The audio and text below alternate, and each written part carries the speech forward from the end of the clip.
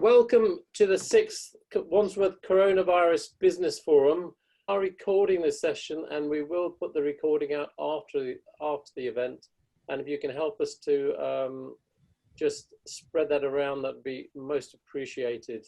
Today we'll have Councillor Jonathan Cook, the Deputy Leader of Wandsworth Council, giving us an update on the implementation of the COVID response. And Graham Russell, Assistant Resources Director at Wandsworth Council, will be giving us some actual details about how the process is rolling out.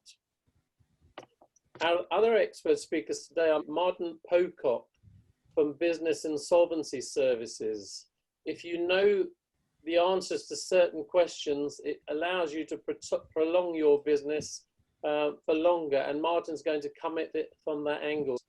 And then David Mellard, one of our members from Bedrock HR, Human Resources, will be talking to us and sharing knowledge on how to look after one of our most important assets, and that is our staff.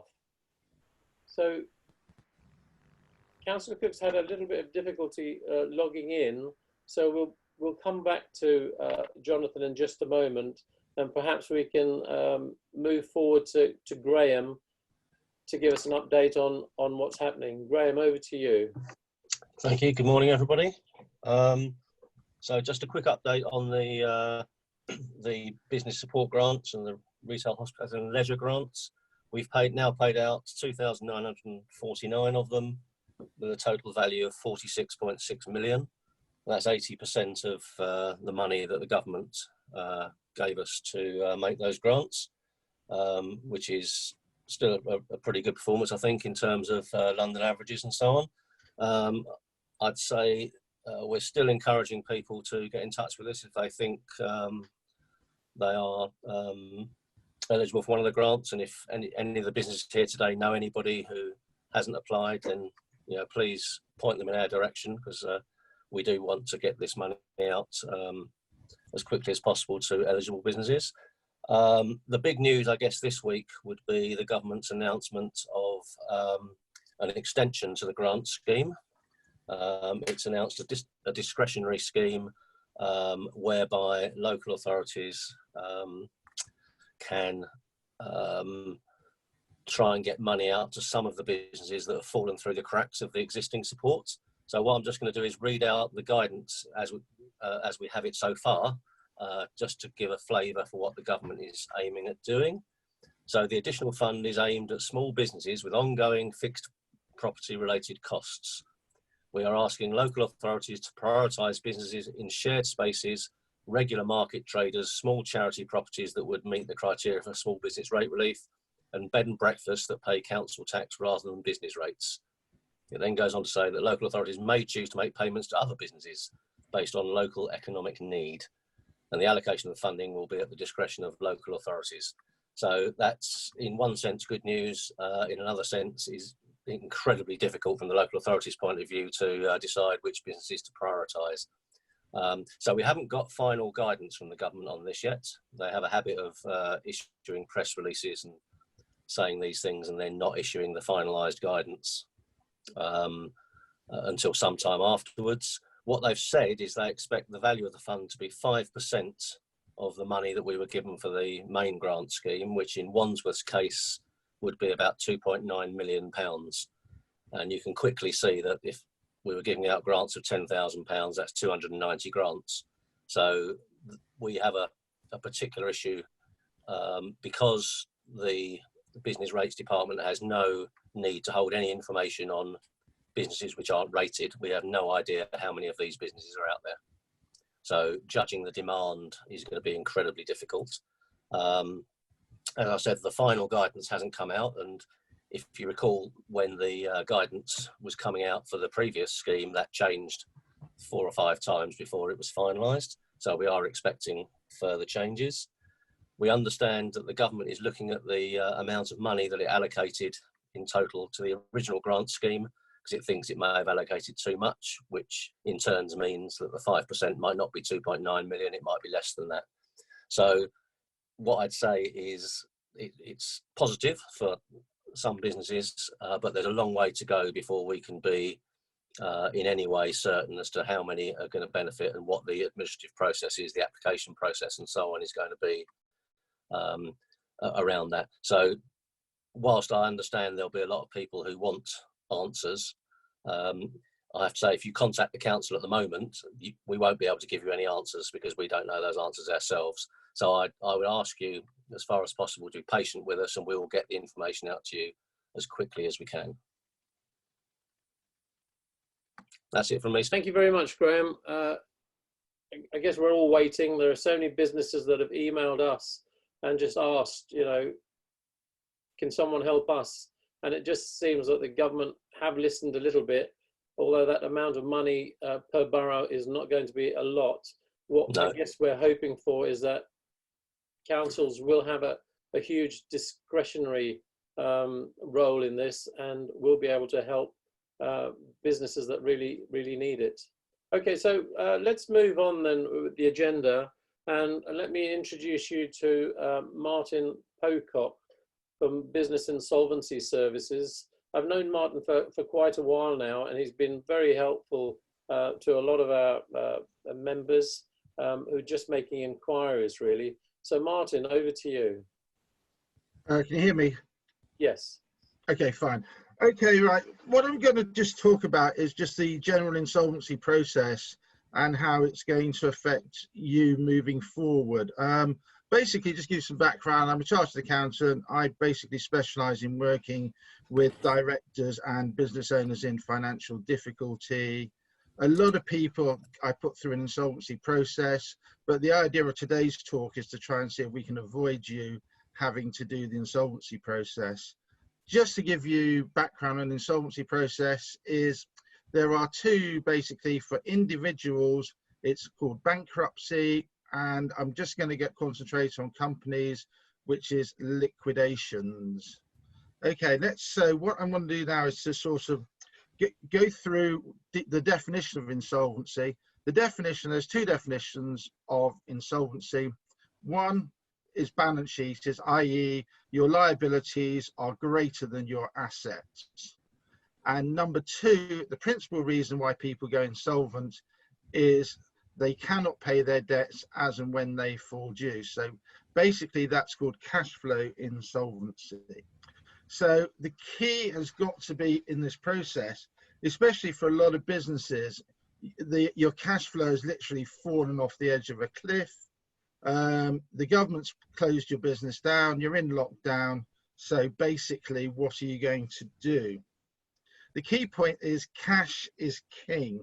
Out there are grants and a number of things. I've just made a list of things I think you should look at doing to basically conserve your cash and be in a position to pay the creditor who's pursuing you through an insolvency process.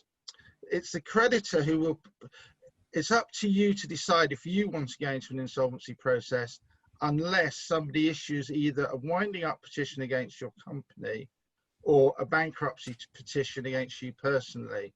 So these are the creditors actually you're going to have to satisfy to stop yourself going into an insolvency process. Those who aren't doing these processes against you, you probably don't have to worry about so much. So the key point is firstly, if somebody is threatening a winding up petition or a bankruptcy petition against you and the debt is disputed, please do not ignore a statutory demand or a threat. Advise them that the debt is disputed. You cannot and should not be issuing insolvency processes against the disputed debt. So the first thing is make sure that creditor is aware the debt is disputed. If it's not disputed, then the next thing to do is to come to a cash flow, a cash payment plan with them. So basically agree with them to defer the payments, get it in writing that the terms and conditions that you were previously operating under have now changed, so that you basically have agreed with them to defer the payment, and basically give yourself as long as you can to make the payments to these people. I've just made some notes actually on how to conserve cash within the business, so that basically if somebody has issued you a winding up petition or a bankruptcy petition, you can find some money to pay them. Right, the first thing to do is, I've just made these notes. Basically, defer HMRC. You're allowed to defer HMRC payments, so make sure you do that. Cancel the direct debits if you're doing that to HMRC. Secondly, actually review all your direct debits on your bank statements and just check that those direct debits need to be paid. Obviously, things like insurance, probably utilities, yeah, pay them. If you can defer a payment, basically in today's market, defer. The big thing is the government bounce loans, basically apply for a bounce back loan. I think your chances of getting the C-bill loans are going to be difficult because the banks have got to guarantee 20% of those. Again, furlough your employees. I mean, the next speaker is going to do more of the employee discussions, but my advice is furlough the employees. And also with the employees, try and come to an agreement that you don't actually have to pay them the balance. Also, during the process, send them notice that you're going to start the consultation process, because if we come back into when you start trading again, you might not need all your employees. So take advantage of the process now to start the consultation process.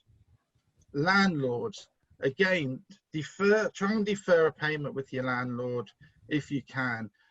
Be wary of landlords in that they have the right to distrain on stock that is current, or any assets that you have at your business premises.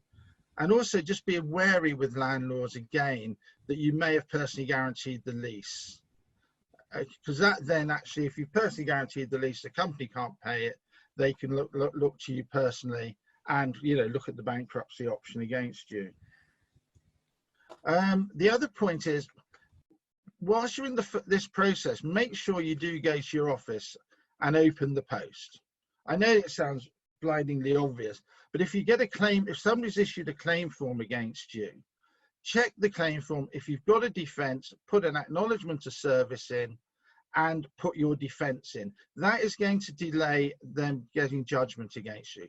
They can't get a judgment in default if you put a defence in.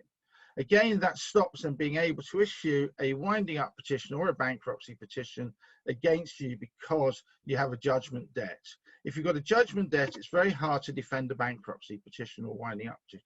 So make sure you are putting defences in, if you can, against any claim forms that are issued against you. The key really is only pay suppliers now that you need to pay. That's all I can, say. If you can defer anyone, defer them. If they issue the winding up petition or they're threatening to you issue, and you know they will do that, then obviously come to a payment plan with that person. Come to payment plans with all your suppliers where you can. The other point is, don't forget to collect your debtors.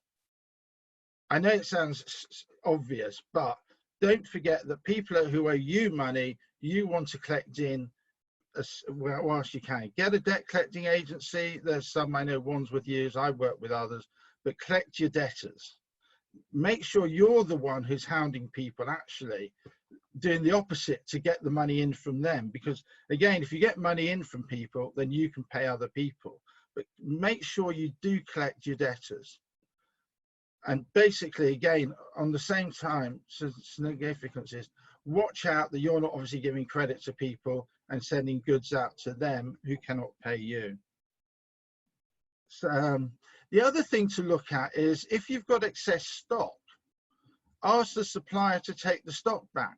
Some suppliers in their terms and conditions have a thing called retention of title, which basically says title doesn't pass to you until you've paid for them. So again, if you've got excess stock, see if the supplier will take it back and then issue you a credit note. So the key, I mean, I can already say at the minute, is cash is king, and basically try to conserve the cash and get money in through the loans, bounce back loans, anything you can get from the council. There's some very generous grants out there, but conserve cash and then basically just pay the people who are threatening to wind you up. Basically, the decision to go into an insolvency process normally is a voluntary process, and it's up to you to decide when you want to go. It becomes non-voluntary as if somebody issues a winding up petition or a bankruptcy petition. The issue at the minute, the courts are basically closed down. They're busy.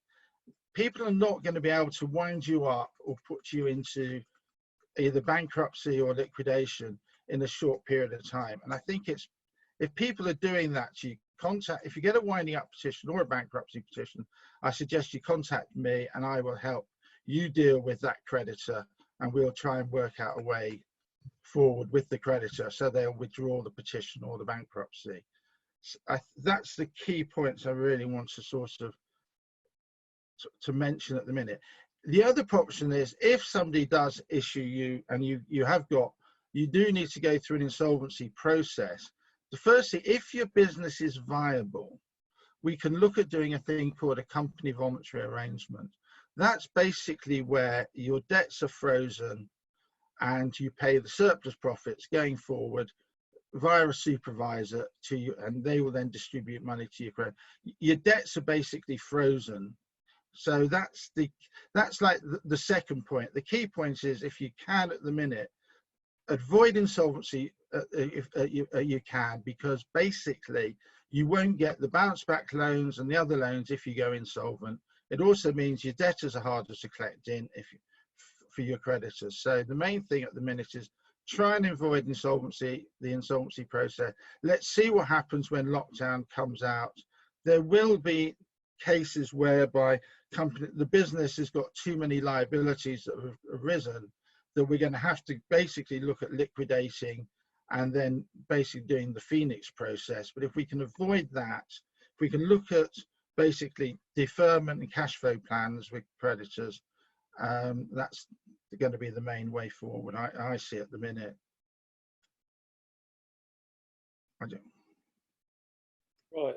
I mean, I will do actually a proper talk to everyone, and another point on all the different insolvency processes: administration, liquidations, voluntary liquidations, compulsory liquidations, and bankruptcy. I'll do like an hour talk to everyone and go through them in detail. But at this point, I've only got like 10-15 minutes, so I just thought I would hit the key points. Thank you very much, Martin. I'm sure there'll be lots of questions later, and we'd be happy to run a webinar just dealing with insolvency at a later stage. At this stage, could I invite David Mellard to come on board and tell us about how best to look after our staff? David, over to you. Thank you, Steve. Good morning, everybody. There's been a lot of information about how to reduce your staff numbers, etc. And of course, as Bedrock, we're involved in that as well. But this morning, I wanted to talk about keeping your business alive and keeping your team in work. So for many businesses, the target for 2020 is to survive intact and to successfully navigate uncertainty and a likely drop-off in demand for our products or services. Many of our costs are fixed, and the payroll is likely to be among the higher costs of running your business. Matching demand for your products or services as closely as possible to the human resource needed to deliver them has always been critical. So what do you do when that demand is unknown? Well, a crystal ball is useful, I hear, and I see if Steve knows anybody who supplies crystal balls, then of course speak to Steve, because he knows most people. But if you don't, then some thoughts I have for you to consider. Can you reduce resourcing costs whilst keeping people employed? Can staff be deployed more flexibly? What happens when demand hopefully increases? Why should people stay with you for less money? And I'll take each of these in turn. So you can reduce resourcing costs while people are still employed in a number of ways. As has been covered by many others, the government's job protection scheme for furloughing employees who are not needed to work in businesses currently is in place. Many people are taking advantage of this, and it's currently in place until the end of June. The criteria for those that can be furloughed are wide, and many businesses are surviving because of this scheme and the ability to defray payroll costs. As was alluded to by others, there's an announcement expected on Sunday, and there's an anticipation that the scheme will gradually be withdrawn, probably by sector, but more will come out on Sunday. The upside of the furlough option is of course that payroll costs are refunded by the government fairly quickly. The downside is that furloughed employees are not available to work, so that's going to have a big impact on delivery of services and products. Second option, reducing paid hours, is a popular way of reducing costs whilst keeping sufficient resource at work. This is popular with employers, but less so with some employees who understandably may feel that they could earn more if they're furloughed instead of working reduced hours. The upside of this option is that work can still be carried on, so businesses that have customers and clients can still keep servicing and delivering that work. The downside, as I just mentioned, is that employees may not be happy with the reduction. The third option, which a number of larger companies have taken, is reducing pay for the same hours. It's common in many sectors, from professional sports through to retail, through to financial services. And the idea there is that by making pay cuts now, then there's more opportunity to keep cash in the business and to keep businesses going over this period. The upside of this option is that employees are available to work and capacity is retained. The downside is that employees will earn less and may not be willing to take the cut. Of course, they have to consent, as they do with the furlough scheme. Allowing the opportunity for unpaid leave is normally an option for saving payroll costs, unpaid leave for a longer period, but it's less attractive at the moment as people are unable to leave their houses and undertake travel. Not many people want to take unpaid leave in order to watch Netflix. The upside of this option, though, if people do want to take it, is that the employee loyalty can be secured by allowing people to achieve their plans whilst retaining their job and reducing employers' costs. The downside is that employers lose capacity, again, if people are not there working. We have helped Bedrock HR clients to use each of these measures during this period. The most persuasive argument for proposing reductions in hours at present is avoiding redundancy and supporting business survival. Of course, the chances of achieving a buy-in from employees are enhanced by owners and managers also sharing in that pain. There has been a trend towards flexible working for some time before coronavirus, and it's likely that the law will support this trend once lockdown is lifted. Being an employer of choice is often linked with the offer of flexibility. The second area to consider is, can staff be deployed more flexibly? At times like this, recruitment is not high on anyone's agenda. So what do you do if someone is incapacitated? Maybe they're furloughed or are furloughed as a carer, so they're fit to work but can't because of other responsibilities, or maybe they're ill themselves and a gap is created in your team. This is the time to consider the latent talents and skills that other employees may have. For example, if someone is employed as an administrator, maybe underutilized because of a slowdown in work, but with some training, could they cover the absence of an IT support person or somebody else in another role? With a bit of training, opportunities will be greater in some business than others. I'm very aware that there's a broad spectrum of businesses and organisations currently in this call. But some thought should be given to widening the skills of employees in a way that helps retention in the future or reduces costs in the future, because maybe one person can do 2 roles. After lockdown's lifted, can roles be reconsidered so that those who are at least risk of infection become client-facing, whilst those at greater risk work remotely still?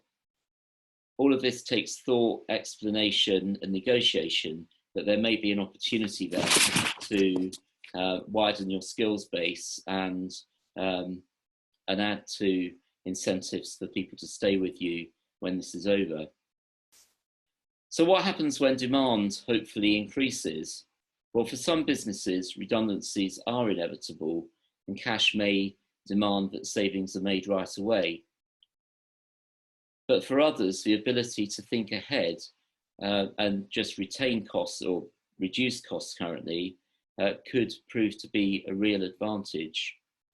If taking the measures discussed already, it means that you buy time to get out the other side and demand for your products or services increases, you may be grateful that you've kept the members of your team in place.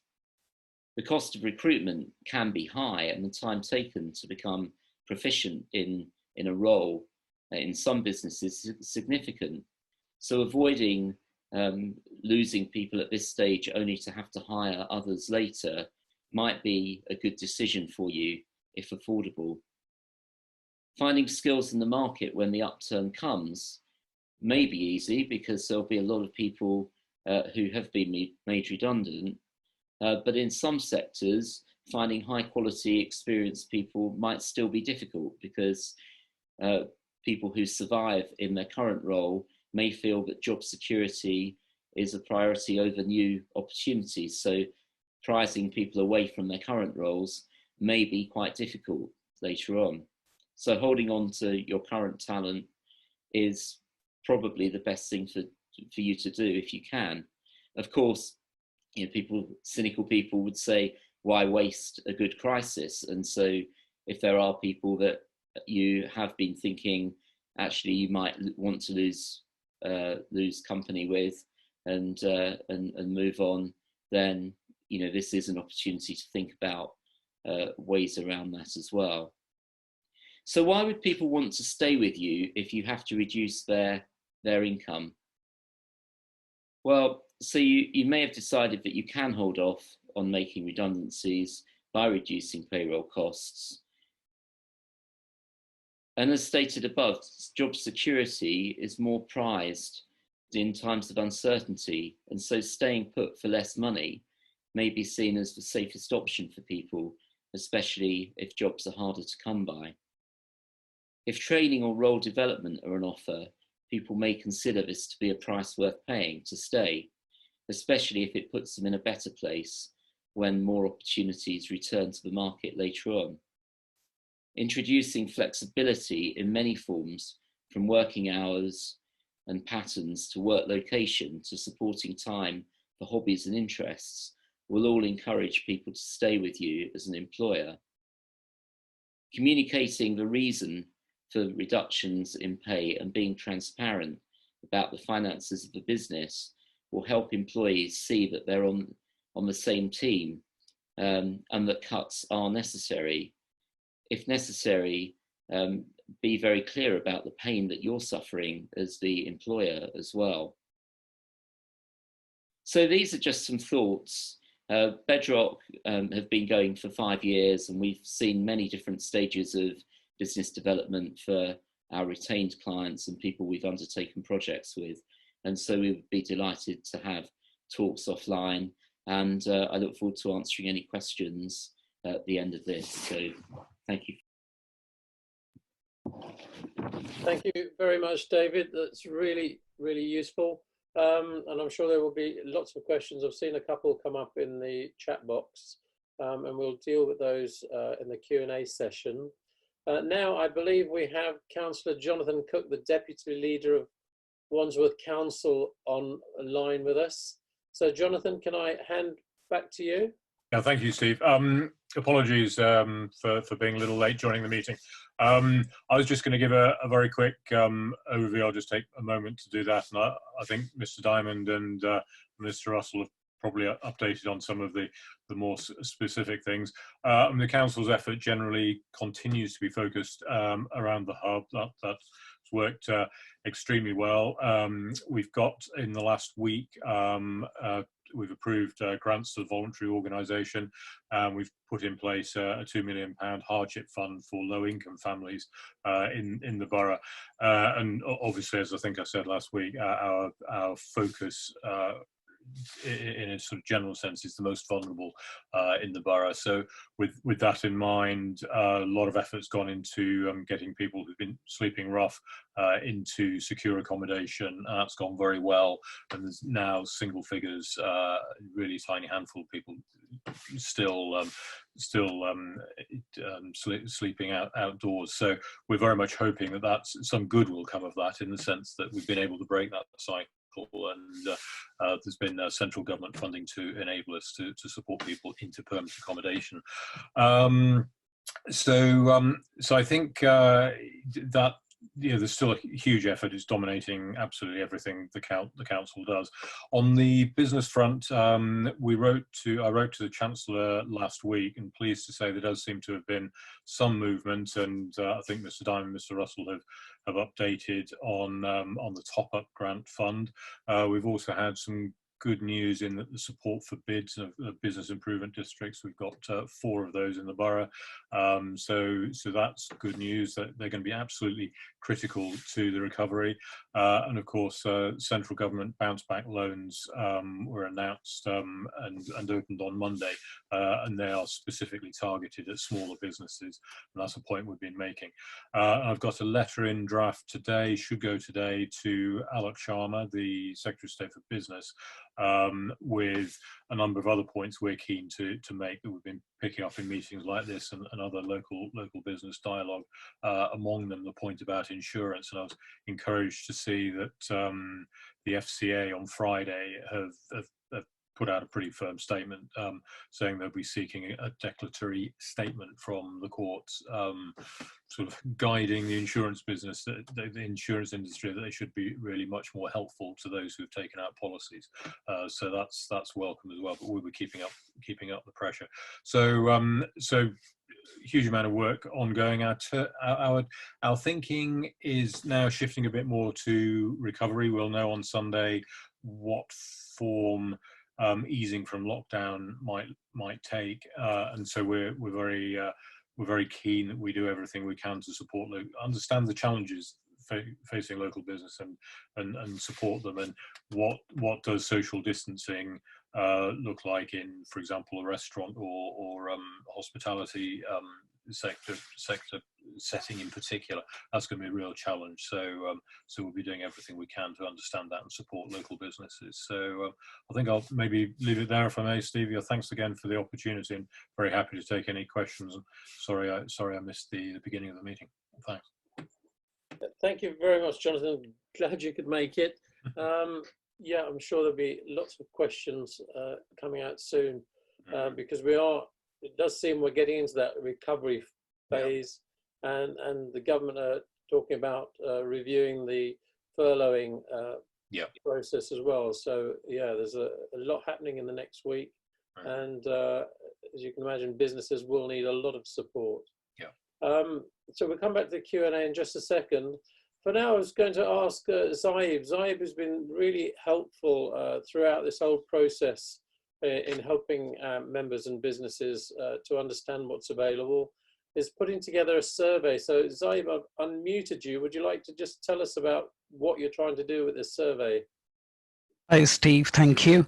Yes, so we've basically partnered with a local agency who's put together the survey for us.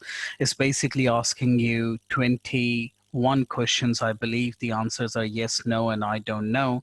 It's actually to analyze whether how your business is coping up with the COVID.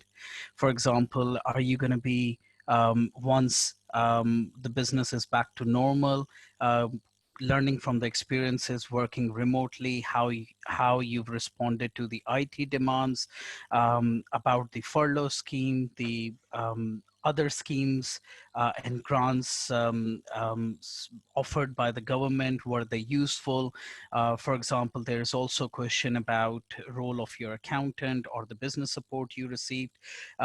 The local agency is going to be putting together the results, and they're going to be publishing them, and they're going to be lobbying with some officials from the government as well to analyze your feedback. So it's very essential if the more and more businesses within the borough can help us with this. Thank you. Thank you very much, Zaib. Yes, it's totally different to the survey that Wandsworth Chamber ran, which was more about your general feelings. This is really asking you questions on VAT and specifics that will help businesses in the future. So Zaib has put a link in the chat box. If you get the chance, please respond to that. It takes about 3 to 5 minutes to complete. So thank you to all our speakers for making those opening statements. We're now going to go into the Q&A session. And I've noticed that Kapila Jasana has had your hand up for quite a while. Jasana, I'm going to unmute you so you can ask your question.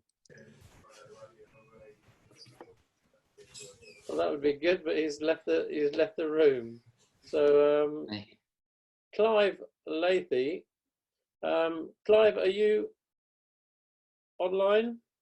Yes, I run and own the Putney Clinic of Physical Therapy, which is at the GP Centre in Putney Mead, and I've applied for a business interruption grant, and medical services fall between the cracks with the government finance support, and there are 2 clinics in the borough that I've spoken to, and both clinics have received support on the basis that they have retail, and they also run classes and have a gym, which means they come under the term of classification of leisure.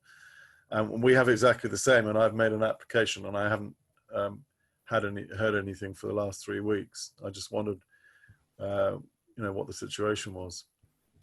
Because, the other thing is, because I'm a company director, I don't receive any furlough payments because I pay a combination of salary and dividends and not PAYE. So we have no support coming from anywhere at the moment, and our fixed costs have remained the same.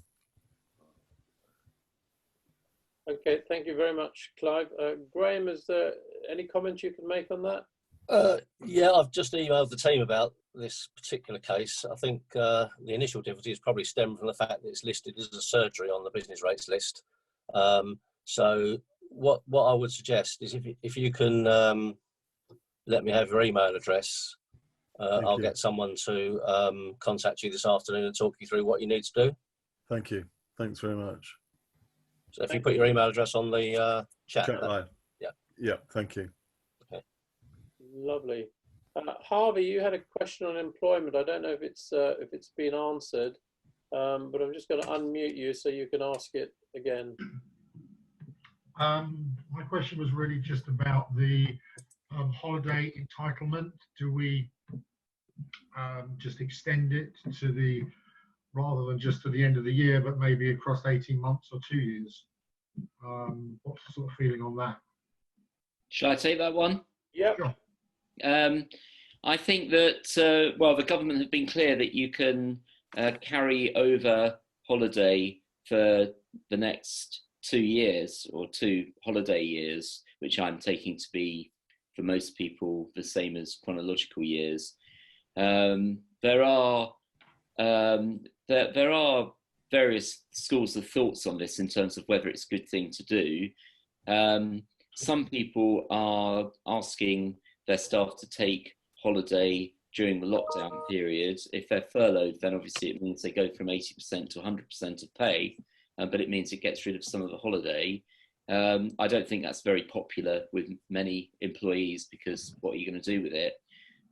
Others are suggesting that the period of the year between when lockdown's over to the end of the year, people should take holiday in proportion. to that period. So if we've got 6 months left, for example, July to the end of December, and say 20 days annual leave, then 10 days might be expected to be taken before the end of the year, and perhaps the rest carried over. There's a temptation to boot the problem into subsequent years, but the fact that people haven't been at work in a lot of cases doesn't mean that they are not going to want to take some holiday when they can travel, even if their travel is not overseas. So another potential problem is you come back and everybody wants to take holiday at the same time as you're trying to get the business up and running. So to have proper holiday approval formats in place, arrangements in place, and to publicise any changes to those now, so that people are not under any illusions as to what they can do about that holiday when they come back. That's worth thinking about. But you can carry, in answer to your original question, you can carry leave over for up to 2 years if necessary. Thank you. Good points. Well, lovely. So, Capilla, I notice you're back. I'm going to unmute you so you can ask your question. Yes, thank you. Thank you, everyone. Hope everyone's safe and well. Actually, I run opticians in Balham for the last 30 years, my parents, and then got it. And for the last 8 years, I've been running. And we own the building as well. We applied for grant. Unfortunately, we have no reply. I think the problem is that we've been demolished the building 6 months back just for refurbishing and having fewer floors added to the premises. So the roof was taken out. So they have removed us from the rates temporarily. And then we requested them to put it back as soon as we came back in January after closure for 6 months. But unfortunately, we can't talk to them. No council works. The valuation office doesn't take any calls. They just say that you have to reply on email, but no answer come back. They said there's a caseworker put into the system, but nothing has happened. Still, I can't see they have not decided. And previously, up to October, I think I was paying 18,750 rateable value. So ideally, they should consider on that, thinking that we are been there for the last, my present company runs for the last 8 years, in 2008. And we've been paying rates nearly 34,000, and it reduced, the size of the shop went down. So I don't know what options, and I had kept my staff paying for the last 6 months. Even though we were closed, I kept them because it's very difficult to keep hold of a good opticians and the staff. So I paid from my own pocket and then furloughed them only last month. But still I'm paying the full salary. But I can't keep going on. The funds will be dry very soon. I don't know whether I can survive. And been running that practice since my parents and myself for the last 25 years plus in Balham, and being a great service to the community as well. So I think we need to really look into this more detail. I don't know whether the councillors here. I wrote to my MP. It's just that I need kind of support because I can't keep paying from our own pocket now. Thank you, Capilla. Graham, is there any advice you can give? Yeah, well, again, I've just emailed this one through to the team. The reason we haven't paid anything is it's not on the rating list. As Capilla says, it was demolished and it hasn't been put back on the rating list. So technically, if it's not on the rating list at the 11th of March, it doesn't qualify. What I'll have to do is take it away and see if there's any leeway around that. If the business is trading, that might make a difference, but I'll have to get back to him, having done some more investigations. Okay, thank you very much. Can I comment a small thing? Yes. I can basically to trade. I can give VAT returns, NHS forms return. They pay us for the last 2 months, so you can see our sales have gone back to the normal or even more actually. Okay, I'll look into it and we'll get back to you. Yeah, please. Thank you. That we can do whatever they help. Marjan from the Blue Wave Swim School, you have your hand raised. I'm unmuting you. Okay. Hi. Good morning. Can you hear me? Yeah. Yes. Hi. Good morning, everybody. My question is for David. David, I understand the government policy for paying people who do variable hours. So they were on the 0 hours contract and they were doing variable hours, and they were employed for less than 12 months has changed since the announcement for the furloughing came. So to begin with, we were told that if somebody has worked for you on the variable hours, but for less than 12 months, you just average however months they have worked for you and pay monthly. When you furlough them, you pay monthly based on an average. But apparently now the government wants us to work out how many days and how many hours they have worked in the past, average that one out, divided by number of the days per month, and they pay them like that. And just I'm a little bit confused on that calculation. Do you have any more information on that? How it works for variable hours, 0 hours contract who have been employed for less than 12 months, 1 year? Yeah, I must admit, I may be slightly behind the curve, because my understanding was, as you described at the start, and that's that an average could be taken over the months that have been worked. So I don't know if there's an accountant here who'd like to answer as well, but I hadn't realised that had changed.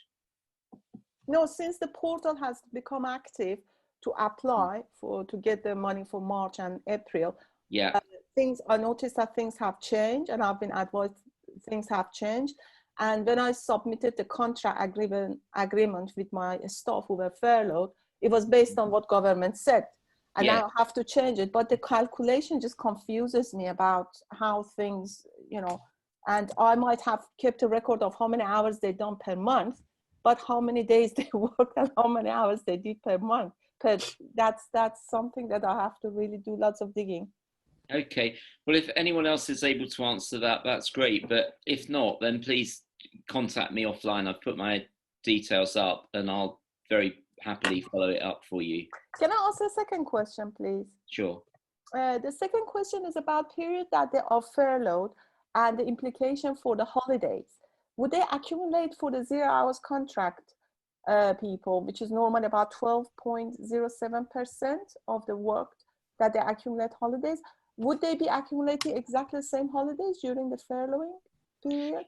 Yeah, they would, because they would have to be treated as any other part-time worker, and that's that your entitlements would be based on a proportion of the full-time equivalent of 28 days as a minimum, including bank holidays for a full-timer.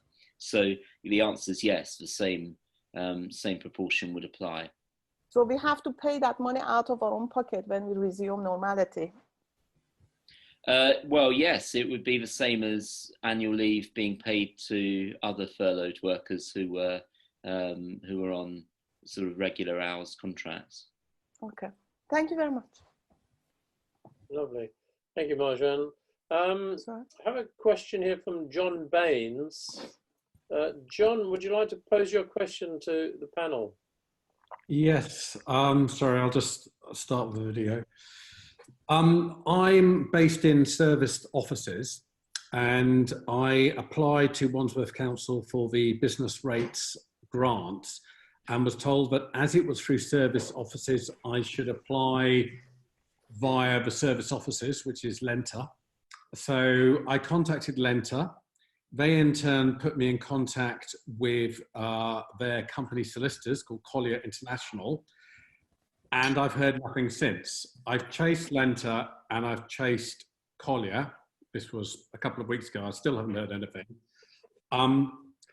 Because the rents, my business rates are payable with my overall rent to Cllr, I'm not sure whether the grant comes to me directly or it goes through Cllr and they contact me. But as I haven't heard from the council or Cllr, I'm not sure at this stage. Graham, is that something you can help with? Yeah, so the grants are only payable to the liable party on the business rates bill, which in this case sounds like Cllr. So the council can't do anything for you, unfortunately. The new discretionary scheme, which has just been announced, does sort of reference shared spaces and so on, and these kinds of cases. So there may be something there, but that's only in the sort of early stages at the moment. But certainly the existing schemes, I'm afraid, we can't do anything for you. Okay, thank you. Zaib, can you comment on that? Because I understand that there are some businesses that have applied to their landlords for repayment of those rates. Yes, my understanding is quite in line with Graham's reply. And it was very promising to learn that there is new discretionary fund or grant coming in.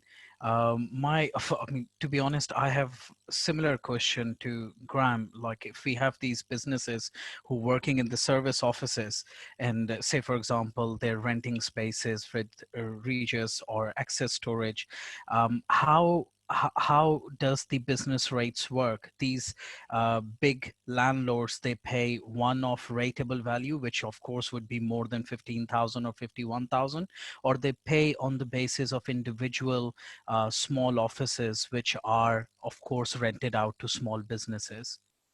I think it's a mixed picture. Landlords and owners of properties can apply to the valuation office to have assessments split down into smaller sections if they want, and there are certain advantages to that to certain businesses at certain times. So some will be individually rated by section, others will just be one large bill for the building. So I think in that case, it will be useful for the tenants to reach out to their landlords to find out whether the business rates are paid off as individual offices units or as one of whole building on whole building basis, because only then I think the landlords will be eligible to the grants as well, and then the tenants can basically fight their case. Maybe they have a claim against this government grant through the landlord or not. Thank you. Okay, that's really helpful. Richard Hodson, you have a question about a company based in Clapham. I'm just trying to look. I'm unmuting you, Richard, just to pose that. Thanks. Yeah, I just got off the phone to one of my clients who going through kind of his restructuring at the moment and has applied for the business rates relief, and he's not getting anywhere with it. And I mentioned that I was jumping on this call afterwards and asked if he'd ever been part of the chamber, and he said no, hadn't heard of it. So I'm trying to promote the chamber to him as well, but he wants to know how he can kind of find out what's happening with his business rates relief in Clapham. Thanks, Richard. Is that whereabouts in Clapham? Because parts come under Lambeth and parts come under Wandsworth. He's Wandsworth, because I did ask him that. He's by the he's Falcon Road by Clapham Junction Station. Okay, well, I guess if you could send us the details, I'll be more than happy to forward it on to Graham. But without specific details, it's difficult to answer that one. Yeah, I've got your email address, Steve. I'll ping you a line. All right. Okay, and we'll have a look at it as soon as we get that. Thanks, Richard. Richard, any more news from you? You spoke on, I think, on the second of our sessions about insurance. Is anything happening to your knowledge? Yeah, Jonathan mentioned earlier the FCA are doing a trial case. I think there's going to be some big losers in that. People with policies with Hiscox, some of the events and hospitality industry who've got other policies with other people. So I think there'll be some really good news for some of those policies where there seems to be cover and insurers are playing hard to get. Unfortunately, many of those companies are still in the minority in terms of policy coverage.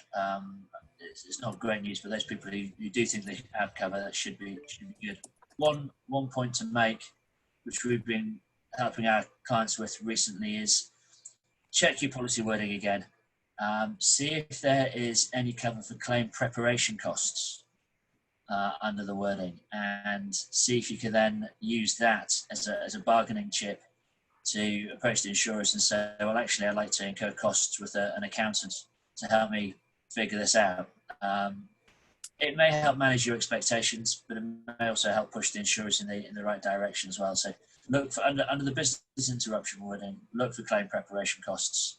If it's covered, see if you can push that way. But hopefully some good news coming up. But for most people, I'm afraid it's not going to be rosy. Okay, thank you very much for that, Richard. Peter, you've got a question for Jonathan Cook. Yes. Hello, everyone. Thank you, Steve.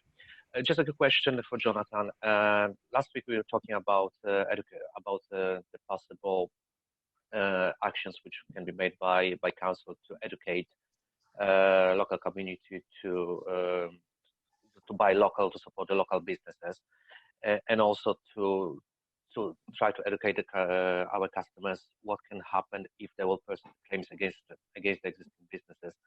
Now, with the possible view of the in the lockdown, which we're hoping the Prime Minister will announce on Sunday, my question would be: if council managed to already to think about any actions towards those two aspects, so educating the public what's going to happen if they pursue the businesses for any possible claims, and also, well, the most important for us, to buy locally to support the local businesses. Thank you. Yeah, thank you. So this specific question there is, just so I can be clear, is about coming out of the lockdown and the sort of physical arrangements for businesses and access. Have I got that clear? No, it's so we're talking about the action, about some sort of promotional actions to support the local businesses, so the customers staying locally. And the second thing was about educating the public what can happen to the businesses if they start to chase them or sue them for any losses, like for deposits, etc. Yep. Okay, great. Thanks for clarifying. So I think sort of two things there. One is the sort of the supporting local businesses. We've already been trying to get that message out, and I know all the bids have. And I think that's probably going to be one of the major behaviour changes in the new normal, is that people have become much more aware of what they can do very, very locally. I mean, obviously the internet's exploded, but there are a lot of very local shops that seem to be doing quite well. So we're really keen to build on that as a message. I think also, I think we talked last week as well about the getting a general sense out to everyone that it's difficult because lots of people are struggling. Of course, we recognise that. But I think we talked about this in the context of a children's party event business. Correct. That if to just stop and think, well, do I really need to pursue this booking or whatever it may be? Would it actually help this business if I was to say, well, let's defer the booking and let's take it up when we can in maybe 6 months' time, rather than claw back the money? And if people possibly can do that sort of thing, that's going to help.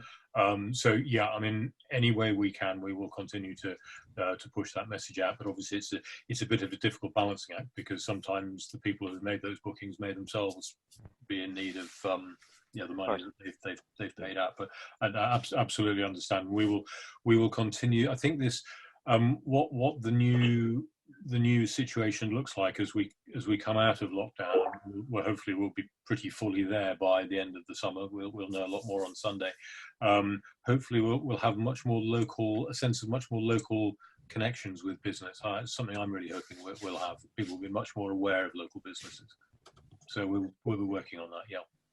Thank you very much. Thank you. If I could just add as well from so Steve Diamond from Economic Development, we certainly picked up the message. We obviously have to think carefully about how we translate that. And just following on from what Councillor Cook said, I think it's very much as part of an overall message, getting local people to support their businesses. So we've done a bit of stuff on social media promoting that, but the intention is to bring it together into probably into newsletters or Brightside and maybe a web page, and perhaps wrap it up in a series of messages about how local people can support their local businesses, of which that point that was discussed last time can be framed then, I think, in a sort of positive sense, rather than that.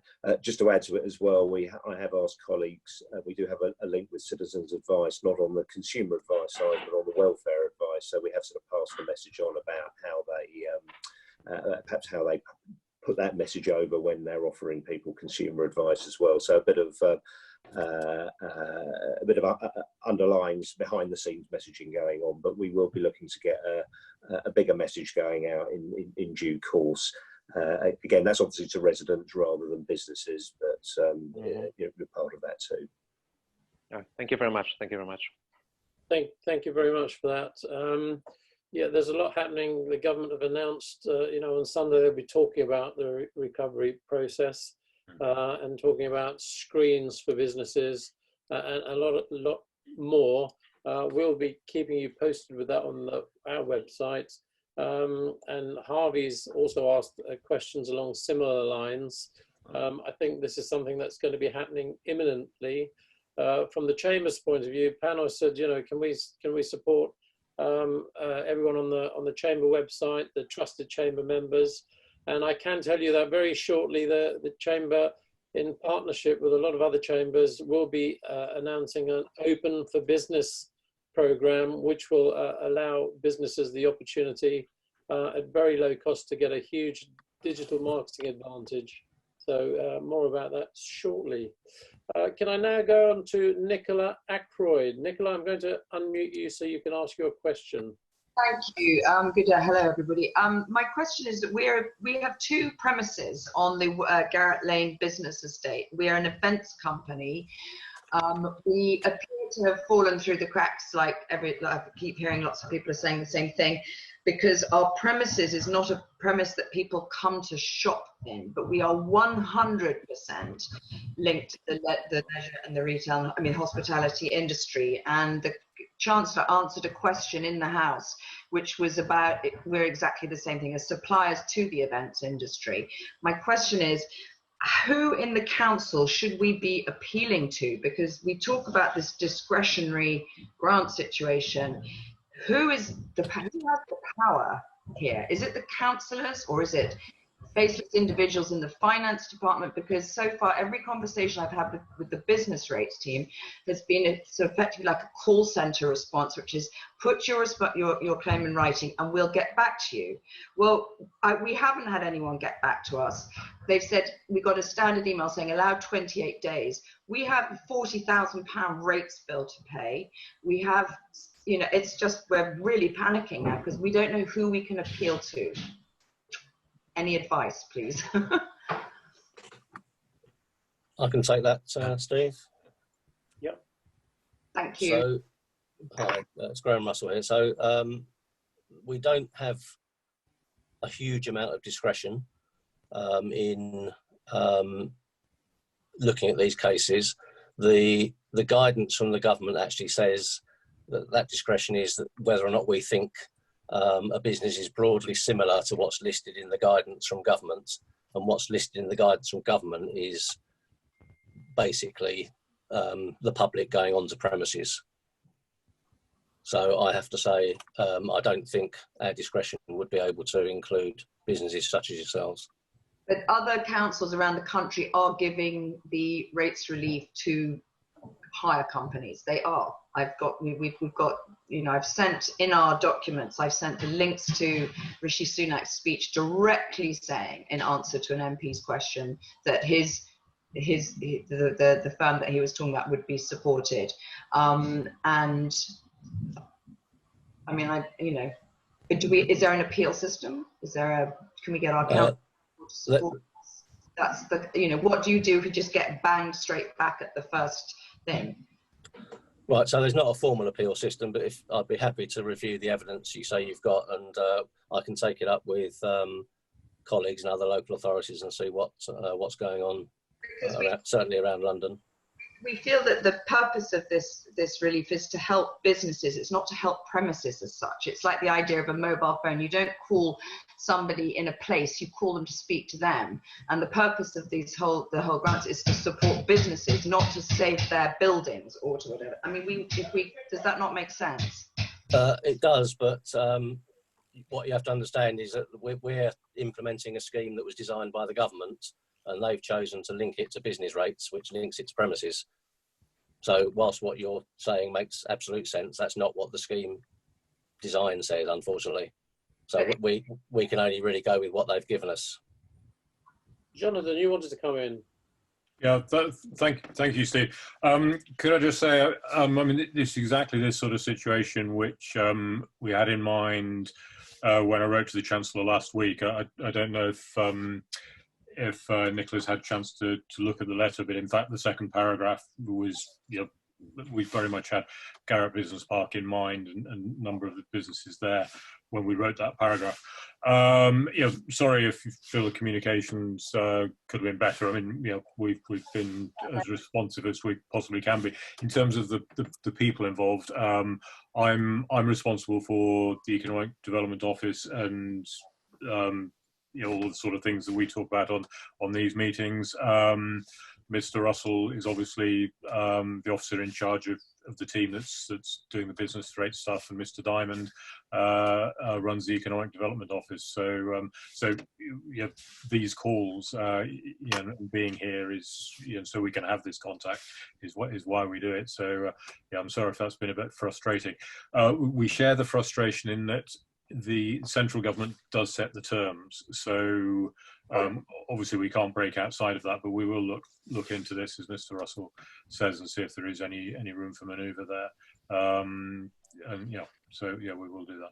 Well, so I've sent my email. Would you be able to follow it up from Velvet Living, or should I write directly? I don't have an email address except for B rates at Wandsworth, and you feel it just sinks to a pile of probably thousands of. No, well, it shouldn't. It shouldn't. No, we've paid out grants to almost 3,000 businesses now. I mean, it's been a tremendous work rate. Feel free to email me or Mr. Russell. My email is on the council website, and yeah, you find it very quickly. I'll just post mine on the chat as well. Yeah. Thank you. Thank you, Nicola. I can say that I did see the letter that Judith Roscoe wrote to all the MPs and the council, which helped to form part of Jonathan's letter up to the Chancellor. It was very powerful, and we really feel for the businesses that are supplying the leisure industry. But thank you for asking that question. Do we have any more questions? There's a question from Gazette. Walter, the Gazette. Comments? Yes. Yeah, good. I just wanted to have an update on the grant for businesses with a rateable value of over 51K. If anyone had any news on that. There's been no change to the government schemes at this stage, so at the moment they're not eligible.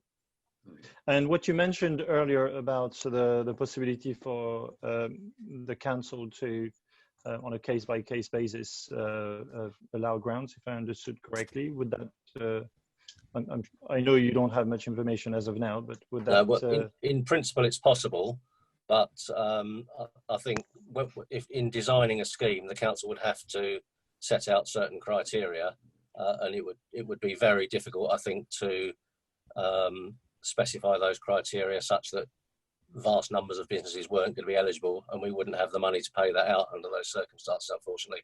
So whilst nothing's been decided, I think it will be very difficult to make businesses over 51,000 eligible under the discretionary element, simply because the money's not there to do it.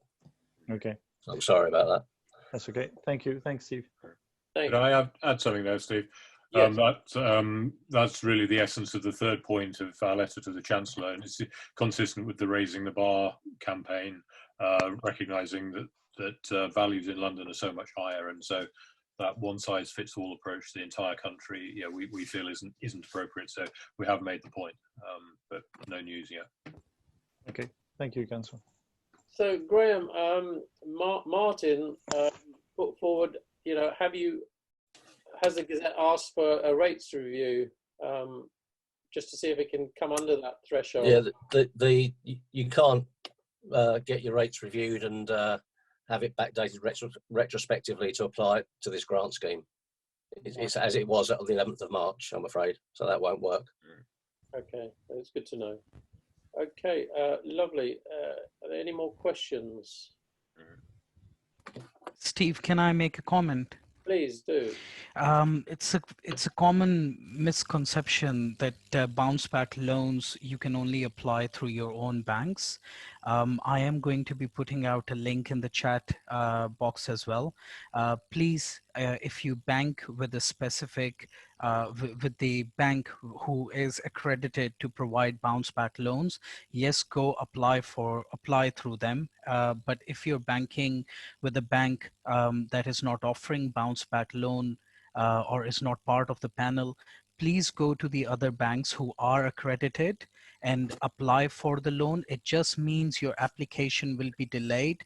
If I am banking with NatWest and I'm getting a response within 2 days, and you're banking with Metro, which is not accredited, and you applied through the NatWest as well, you'll get a response, but you'll be delayed. So this scheme is open to every business, whether you bank with these banks or not. So please go and apply, because in the short term, this is the most accessible grant. We know people who applied on the first day and got the funds within 3 hours.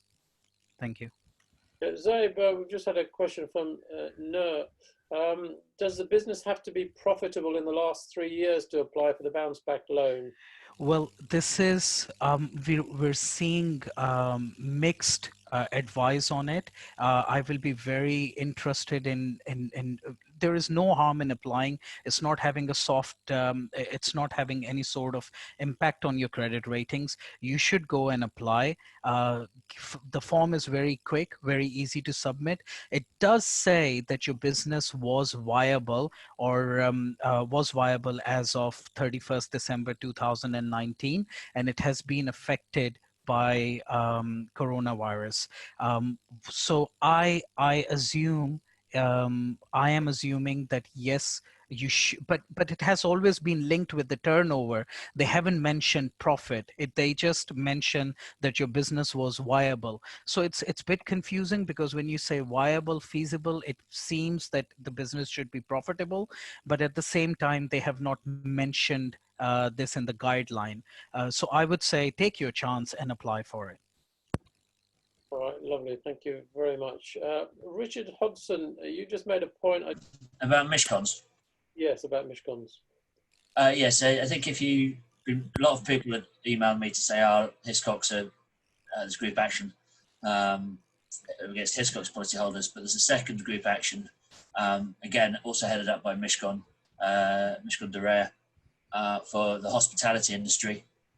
Anybody in the hospitality industry who feels they're, again, being unjustly dealt with this on, they can they're trying to form a group action. If you want to kind of ping me an email, I can put you in touch with the partner who can then put you in touch with the group looking after that. Alternatively, if you don't want to use me as a postbox, I'm pretty certain if you go to the Mishcon website, there will be there'll be a link there who to get in touch with.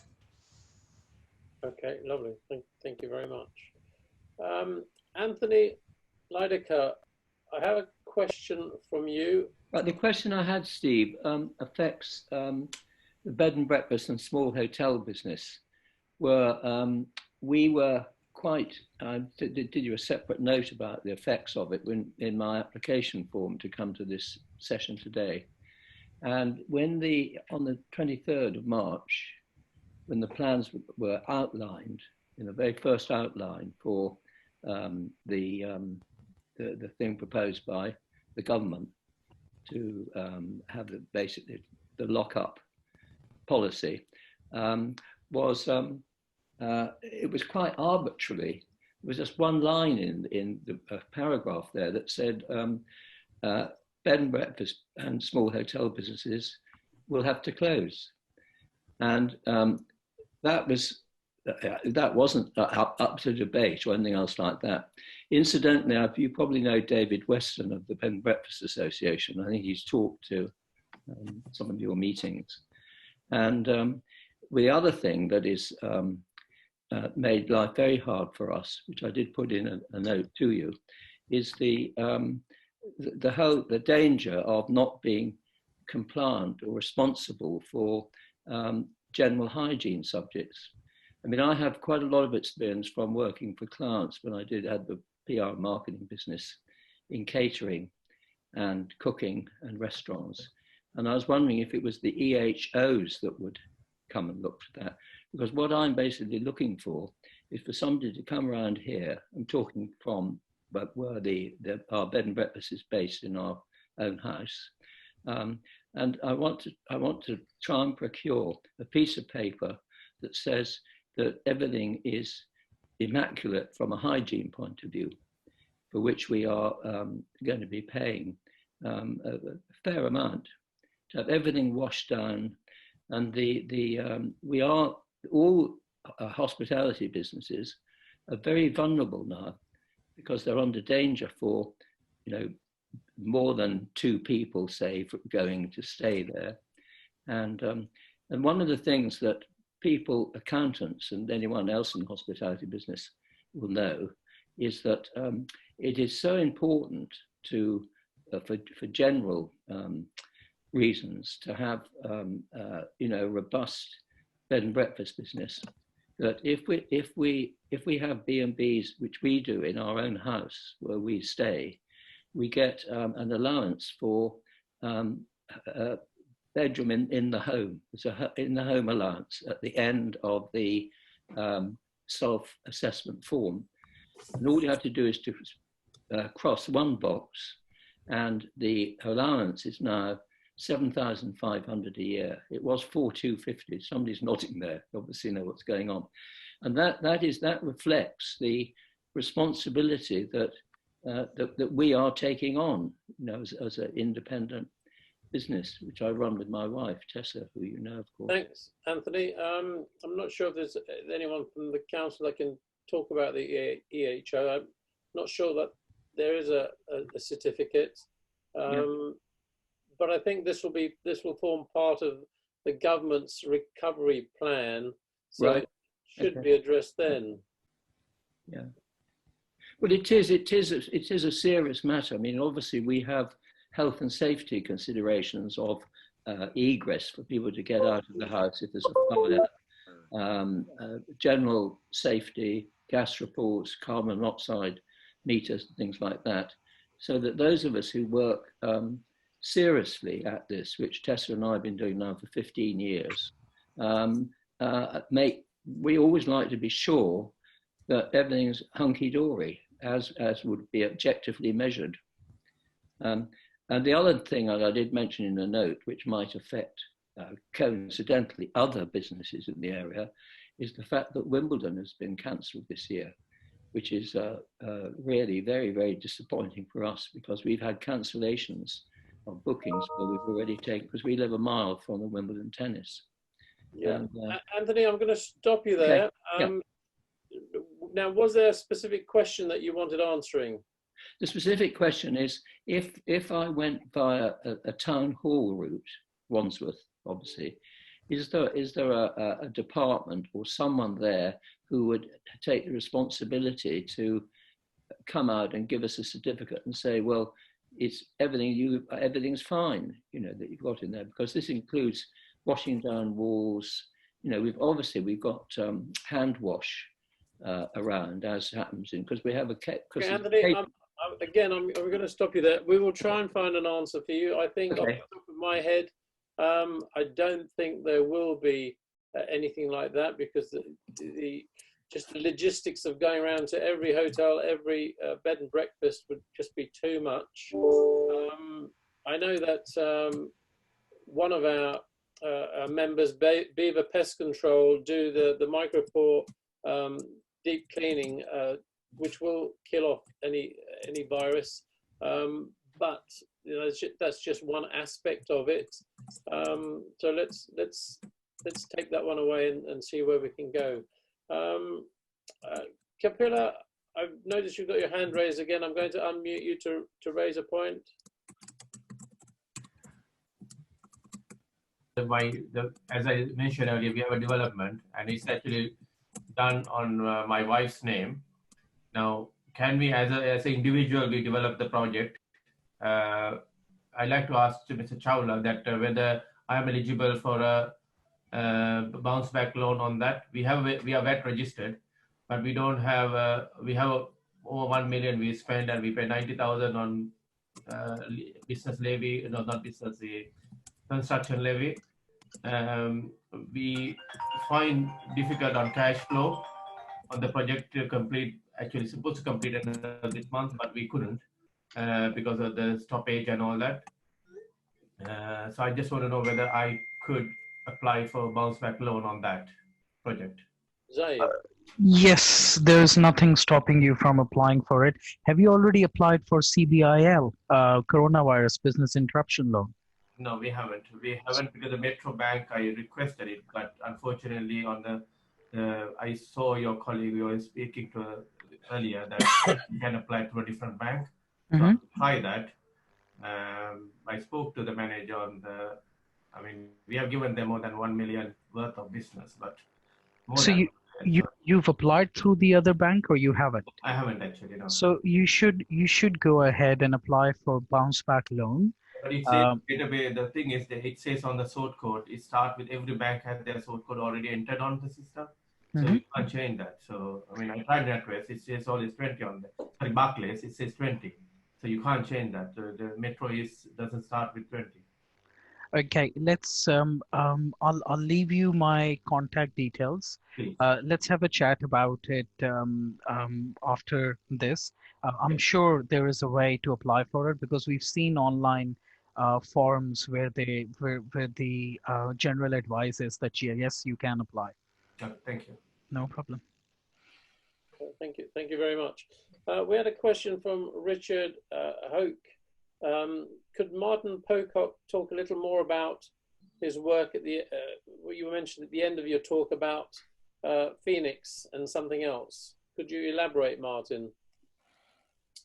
Yeah, no problems, actually. Can I just make a couple of points? What other people have been saying, actually, is I think it's absolutely key you try and get the bounce back loans and that. If I talk about specifically a Phoenix is basically where one company goes into an insolvency procedure, normally liquidation, and basically the director sets up a brand new company trading in a similar industry, in a similar business.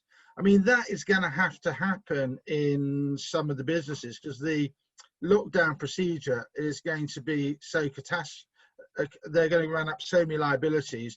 We're just going to, that's something I'm going to have to go through, like with you, like on an individual case. I'm happy to advise people where they should be doing Phoenixes, but in the first instance, we're trying to actually, and the government and the council, everyone's trying to basically save the business. And if you do a Phoenix, you can't get, I read that you can't get a bounce back loan. And I think getting loans for brand new businesses starting up is going to be difficult. So I think in the first instance, we should be looking at trying to save your business by, as I said earlier, conserving cash, use all means possible, get your bounce back loan, get any grants you can from the council. But if you have to, and that can't happen, then we should look at what they call the company voluntary arrangement, whereby the business continues to survive, but the debts actually including, I would say, business rates for the year, or are included in that scheme of arrangement. And then we should be then looking at basically the Phoenix, whereby you put one company into liquidation and set up again. So I can deal with Phoenixes for people, but I think it's better if they get my contact details from you, Steve, I'll then go and talk to them through whether they need to do that or not. But let's try and look at other options before we actually go into formal insolvency procedure. All right, lovely. I think we're coming to the end. We've probably overshot a little bit. We've got a very nice comment from Pravin Patini at Minar Jewelers and Tooting, who's just saying, well done to both council officers, Jonathan Cook and Graham Russell, for being so helpful to those who are stuck in the grant process. And he applauds their attitude, and I think we've had that quite often. So thank you both for making yourselves available on this broadcast. I'd just like to ask, do any of the panel, any of our speakers have any last comments they want to make before we close the meeting? Yeah, I would, Steve, if you wouldn't mind. Yes, please, Graham. Something I should have said when I spoke earlier, we've had reports, not in the Wandsworth area, of scam letters going out to businesses who have received grants, saying that they've been paid out in error and asking people to repay them immediately to the enclosed bank details. They exhibit various signs of normal scam emails in that there are grammatical errors and so on, and they're signed off from Treasury Management. If you get one of these, under no circumstances should anybody pay their money back to those. If there are any reasons for people to repay these grants to the council, then we certainly won't be just doing it via an unsolicited email of that nature. So just be wary. Lovely, that's really useful to know. There are so many scams going around. We receive about 6 to 8 a day, and they look so genuine. But if we've got a real query, if we're unsure, we always go to the originating source and never click on any of the links in those emails. So thank you very much for that. Anyone else wanted to make a comment before we close? All right, lovely. I'd just like to say, you know, we're coming to a point, I think, when the government is looking at how we sort of end lockdown. It'll probably be in phases. Some might think, great, this is an end to it. I think that's just the beginning of a whole load of new problems, because it will be very difficult for businesses to also almost restart from scratch. And I just hope that we can all, you know, help each other. We'll keep bringing you these events, and if you want any specific webinars like the one from Martin that we propose, just let me know and we can lay those on very easily with this Zoom facility. So thank you all very much for attending this event, and hope you stay safe. Thank you very much. Goodbye for now.